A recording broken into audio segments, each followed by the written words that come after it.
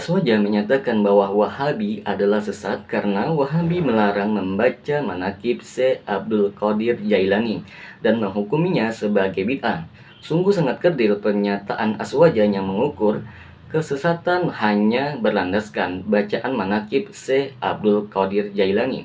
Bahkan siapa saja yang melarang membacanya dianggap melecehkan beliau. Sungguh aneh tapi nyata apabila tidak membaca Al-Quran dianggap biasa, sedangkan tidak membaca manakib dituduh sesat. Bismillahirrahmanirrahim. Berjumpa lagi dengan saya Rio Meliadi. Pada episode kali ini kita akan membahas tentang pemujaan Aswaja terhadap manakib Syekh Abdul Qadir Jailani. Kita manakib Syekh Abdul Qadir Jailani yang berjudul An-Nurul Burhani yang ditulis oleh seorang sufi yang berpaham Syiah yang bernama Ja'far bin Hasan bin Abdul Karim Al-Barjanji yang wafat pada tahun 1184 Hijriah yang penuh dengan kultus dan pemujaan terhadap Syekh Abdul Qadir Jailani yang wafat pada tahun 561 Hijriah. Sehingga antara penulis dengan Syekh Abdul Qadir Jailani berbeda zaman dan secara otomatis muncul riwayat yang terputus serta cerita mistik yang berbau syirik bertebaran dalam kitab tersebut. Beliau ini juga dikenal sebagai penulis kitab berjanji yang memuat pujian kepada Rasulullah yang penuh dengan sikap gulu dan salawat bid'ah. Teman-teman sekalian, membedah kitab manakib Syekh Abdul Qadir Jailani tidak otomatis mengkritisi kepribadian dan keagamaan beliau, apalagi menodai kehormatannya.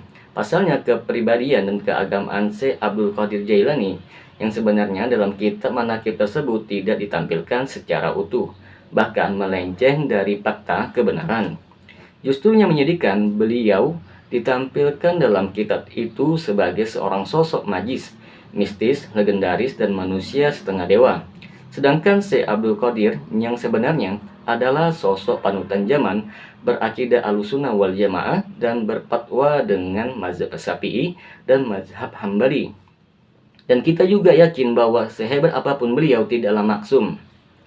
Dalam kitab An-Nurul Burhani juga disebutkan bahwa Syekh Abdul Qadir Jailani ketika masa kecilnya pada siang hari bulan Ramadan tidak pernah menyusu dengan ibunya. Dan beliau pernah mengembara di padang pasir selama 25 tahun dalam rangka hidup penuh dengan kesengsaraan.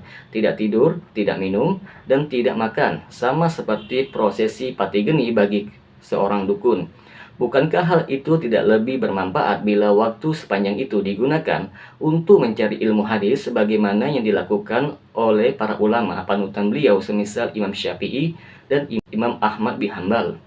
Menurut Imam Zahabi dalam kitab Syiar A'lam Ar-Nubala disebutkan bahwa tidak ada tokoh yang besar yang banyak memiliki keajaiban dan karomah dibanding dengan Syekh Abdul Qadir Jailani, namun pada umumnya itu tidak benar. Bahkan sebagian di dalamnya terdapat perkara-perkara yang mustahil.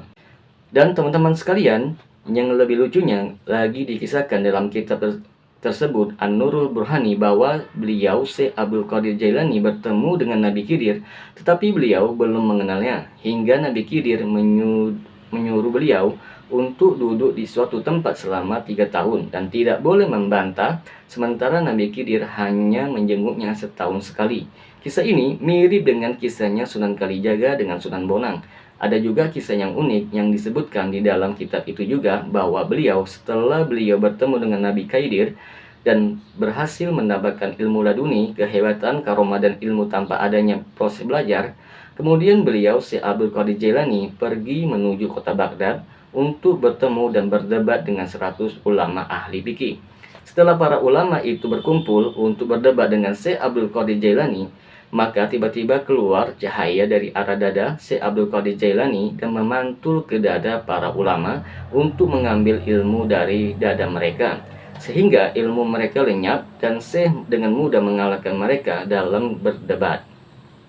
Diceritakan juga dalam kitab An-Nurul Burhani bahwa seorang wanita yang ingin mendorong anaknya agar mau bergaul dengan beliau, maka wanita itu masuk ke rumah beliau dan melihat di depannya ada tulang ayam.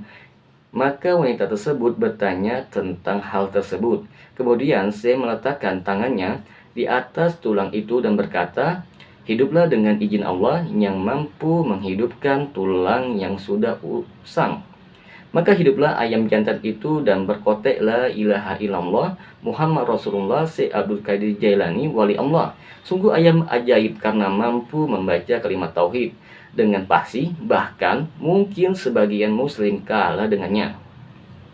Di akhir kitab itu ditutup dengan doa yang membuka pintu kesyirikan seperti wahai ruh-ruh suci dari toko dan gaib dan syahadat, jadilah penolong bagi kami dalam suksesnya tuntunan, mudahnya keinginan, bangkitnya tekad, amannya ketakutan, terjaganya aurat, tertunaikannya hutang, tersingkapnya kesamaran, lenyapnya tabir penutup, baiknya akhir semua urusan, dan sirnanya kesulitan dan terampuni dosa-dosa. Perlu dicamkan bahwa setiap muslim yang memohon pertolongan dan perlindungan kepada selain Allah tidak akan dikabulkan dan masuk ke dalam perbuatan syirik.